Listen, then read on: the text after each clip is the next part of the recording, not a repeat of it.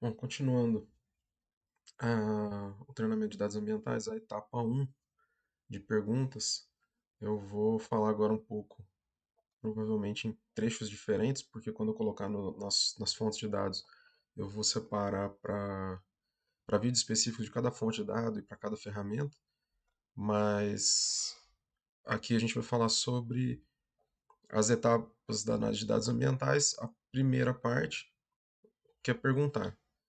Depois, na sequência, vai ser preparar, limpar, processar, analisar, compartilhar e agir. O que eu fiz é tentar fazer um paralelo desses passos com o, o formato de dados de análise de dados ambientais, cruzando o que é feito com análise de dados para grandes quantidades de dados, né, para Big Data e para dados gerais de todos os tipos de informação, com esse dos dados ambientais, que é o que a gente vai usar aqui na maioria das vezes.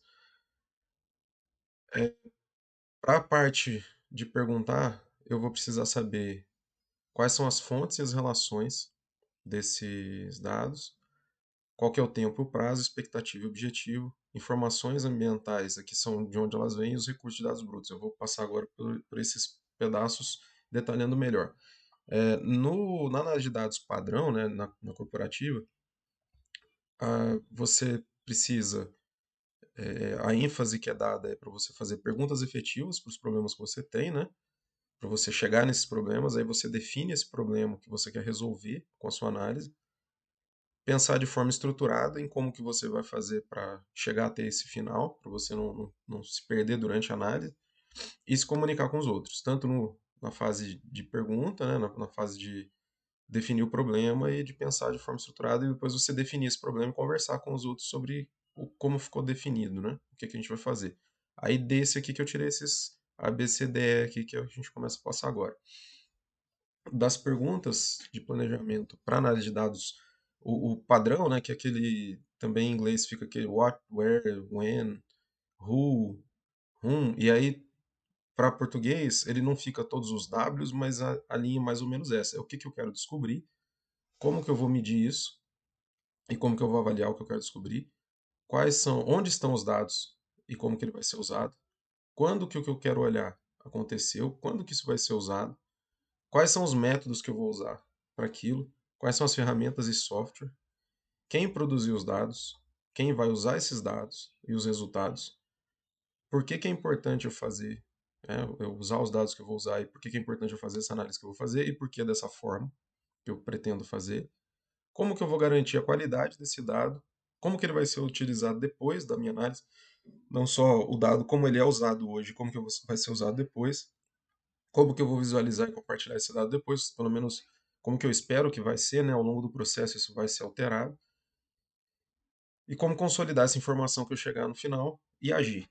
Então, tão importante quanto eu saber qual dado que eu vou trabalhar, eu preciso saber para que eu estou fazendo essa análise, para que eu vou usar e qual que vai ser o resultado depois. A gente vê muita análise, às vezes, muito dado sendo processado, que você acaba chegando num resultado que existe, funciona, mas que não vai ter uso depois. Às vezes isso ele pode acabar ficando irrelevante. Você dá um trabalho muito longo e ficou faltando um passo lá na frente para falar, putz, será que vai dar para usar para o que eu tinha, né, para o que eu tinha pretendido? Então, será que vai ter utilidade para outras pessoas? Você chega lá numa análise e encontra, eu já fiz isso algumas vezes, você encontra um resultado bem legal, mas que é só uma informação sobre a própria informação, né? Um dado sobre o próprio dado que às vezes você aprende alguma coisa, mas que para a corporação ou para a instituição ele não vai ser importante.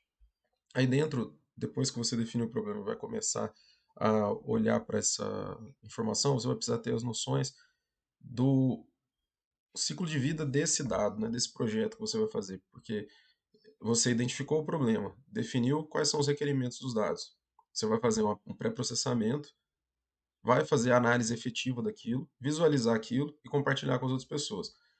Isso tem variações nesse ciclo, mas seria o ciclo que você quer definir. Então, tudo que você for pensar dentro dessa sua análise, ela vai precisar passar por essa sequência entre o problema, de fato, e fazer tudo que para que seja correta essa análise e você entregar essa informação no final.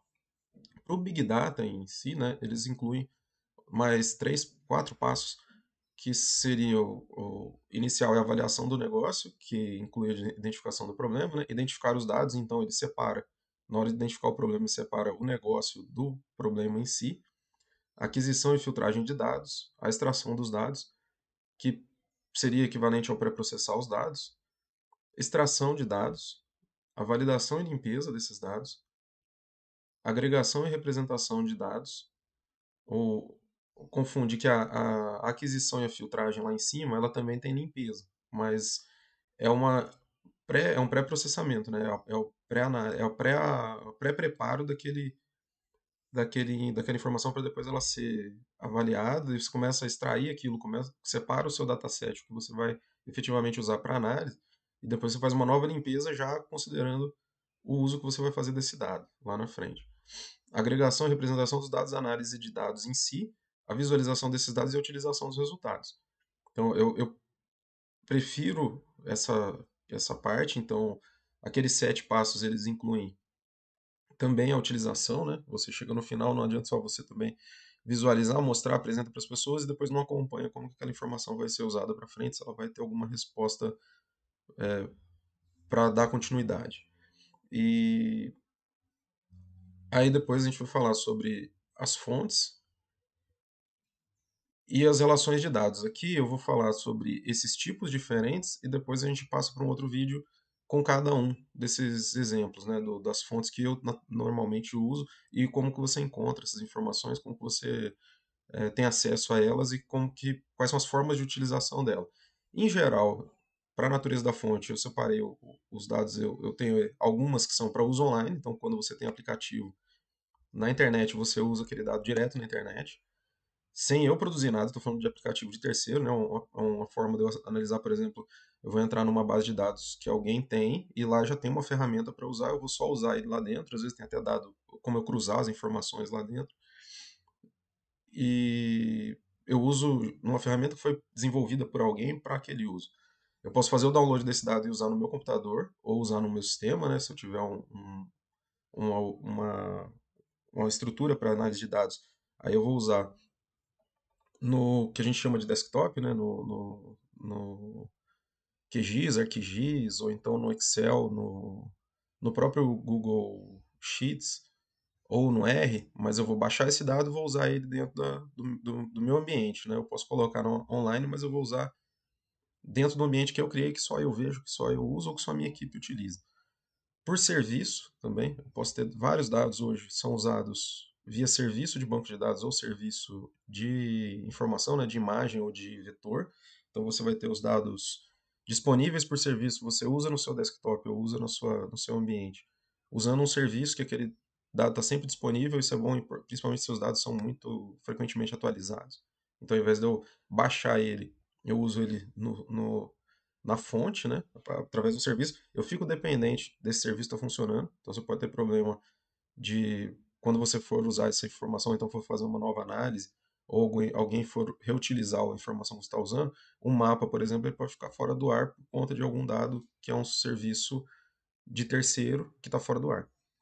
E o banco de dados. O banco de dados, tanto essa conexão direta com o banco de dados, aí não são muitos que você consegue acessar diretamente, geralmente você acessa por serviço, ou via algum aplicação online de banco de dados que você acessa outros bancos de dados que são públicos, que isso eu vou mostrar depois, principalmente da ferramentas do Google e da Amazon que acessam os bancos deles mesmos, né? Você usa o- a ferramenta de banco de dados dele para acessar os bancos de dados públicos. Ele já tem algumas conexões prontas que isso facilita bastante usar essa informação, que é muita informação pública que você tem disponível, e que se você fosse baixar aquilo usando o seu computador, seria impossível de você começar a baixar. Por exemplo, o GBIF lá que a gente falou, de dados de biodiversidade, são 4 TB o mundo inteiro. Se eu tiver que baixar os 4 TB cada vez que eu for fazer análise, para atualizar, para poder olhar o que tem no Brasil, é um problema. Agora, se eu quiser fazer download, ele dá a opção de eu baixar só o Brasil, de eu baixar só um pedaço. Agora, se eu consigo conectar lá, processar tudo em algum lugar que não seja no meu computador e usar só a informação que realmente eu quero, facilita muito, porque aí eu vou processar menos informação em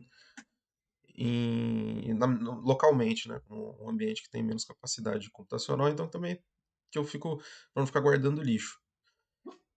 E a natureza relacional desses dados. O que que eu quero fazer com essas informações? Eu vou definir lá como que eu vou acessar cada um. Às vezes tem alguns que eu vou querer baixar, alguns eu vou querer usar direto na internet. Talvez esse até do GBIF, eu uso online o aplicativo deles de mapa para selecionar a região, baixo só os dados. Então eu faço o download, mas eu faço só da parte que a própria ferramenta já me permite filtrar para a região que eu quero. Associação de conteúdo, que é a de atributos, né? O que que eu quero. Às vezes eu tenho uma informação que não é espacializada, que não tem informação, é ambiental, mas não tem dado espacial de localização dessa informação, mas eu tenho informações relevantes dentro dele que pode ajudar a trazer mais atributos ou trazer mais informação para outros dados que às vezes até tem ou não espacial. Então, qual que é a associação de conteúdo que eu vou fazer entre os dados? A importação por afinidade de dados, então seria se eu faço uma restrição de local, eu coloco um outro dado naquele local, ou se eu vou pegar informações do GBIF, do CIBBR, de diferentes fontes de dado científico, se eu vou já fazer uma seleção por tempo ou por alguma coisa antes deles, e eu vou relacionar os dois depois, e o relacionamento entre tabelas, que eu vou mostrar depois como ele funciona em cada um. Hoje até tem nos sheets, né, no Excel você consegue relacionar abas e planilhas diferentes, mas em geral, para você atualizar isso, para você modificar, é muito difícil. No banco de dados ou no R, que você tem também relacionamento, ou em outros sistemas de análise de informação, você cria esses joins, né, esses relacionamentos entre as tabelas e os seus dados, e é mais fácil depois você atualizar e você usar, porque ele está no código, ele está dentro de uma descrição daquilo. Se você muda alguma coisa, você muda diretamente. Você não precisa clicar e sair mexendo em coisas, pedaços lá, como é na planilha. Então,